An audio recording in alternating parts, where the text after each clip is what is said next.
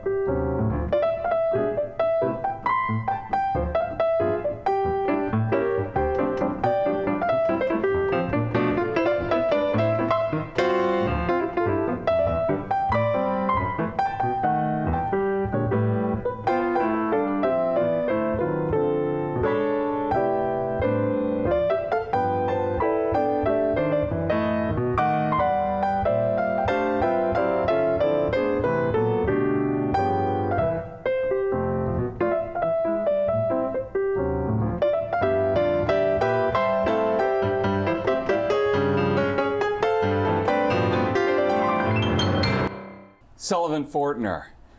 So Sullivan, you live in New York these days. Yes, sir. But you grew up in New Orleans. That's a great town to grow up in as a musician. How'd you get started? Basically, I was about 2 or 3 years old. I used to have a huge crush on this lady. She was the organist of our church. And she used to sit me on her lap. I was about 3 years old, sit me on her lap, and she would show me like different notes and all that. And so I was like, okay, cool, this is great. I like her, and my heart was beating and all that. So about 4 years old, my mom got tired of me climbing on top of the television while she was watching and banging out the rhythms to the choir songs. So she brought me like a little Fisher-Price piano on my 4th birthday.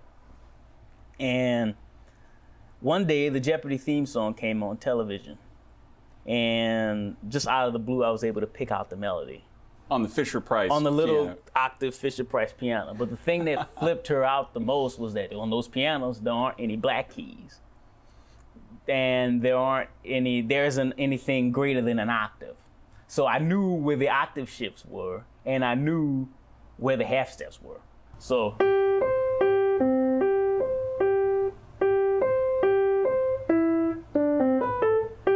I just, she was like, my son is stupid. So she called my cousin, who was a musician and saxophone player. And she said, bring him on to the house, let me hear what he's doing. She came to the house and I played it back for him. And then, from there, he kind of taught me the notes and the scale and, different things and sight reading and, different intro to music. And about 7 years old, I was playing for the church choir. And Now, were you playing piano or were you playing organ? I was playing organ. I was playing Hammond. Yeah. Hammond organ. Do you still play any organ? Very little Hammond. I don't really do it a whole lot. When I do, it's fun, Yeah.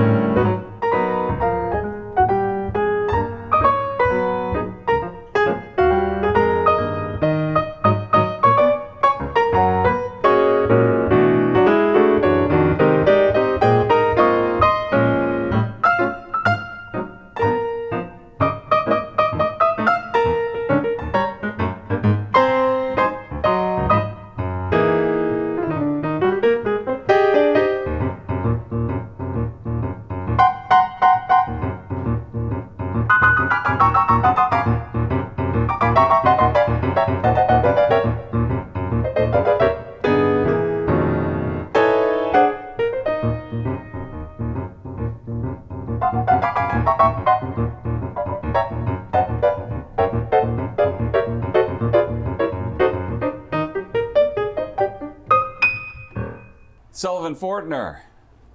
So you are playing in all sorts of people's bands these days. You've made a name for yourself playing not only Stefan Harris, Christian Scott, Roy Hargrove. What have you been learning from playing with such fantastic players? Basically, being on the road kind of teaches you that you really don't have a whole lot of time to get things together. So you have the time that you do have, you have to be efficient and you have to make the most of it. That also taught me that every time you approach the instrument, and this may be bad, but every time I've tried to approach it, I approach it as if I were practicing for the next gig rather than performing, mainly because I don't get a whole lot of time to practice. Like a horn player on the road, you can go off in your hotel room and put a mute in and practice, but piano player, you got to find a piano. Yeah, I mean, but like, when I say practicing, not like practicing in the way that a lot of people think, okay, you go into the practice room and you work out things. It's not that. It's like, for me, performance practice is, okay, taking one basic idea and trying to work that throughout a whole set. Or thinking of something, okay, today I'm going to work on playing block chords. Okay, just play block chords. During the train, just focus your mind on doing that. So today on Roy's solo, I'm going to play like triads behind so that keeps solo. things fresh Keeps as things well fresh, as and challenging yourself. Exactly. Yeah. That's what I mean by practicing on the bandstand while I'm performing. So were you able to bring anything that you learned from being a sideman to being a leader? Because now you've got your own band and you have your own first record out, a CD on the Impulse label, album called Aria. Aria. Just came out. Congratulations. Thank you. And what did you bring from being a sideman to being a leader on that date? One of the things I learned from Roy and Stefan is that they never dictate to the musicians how they want them to play or how they want them to sound. Just to be free and open to let the music happen, you know. So one thing I told the cats, before the record date and rehearsals, I said, look, here's the sheet music. I wrote out everything. Ignore it. Well, that challenge to do something spontaneously, why don't we try to do that? And because I'd love to sit in and play something with you. Oh, yeah, that'd be great.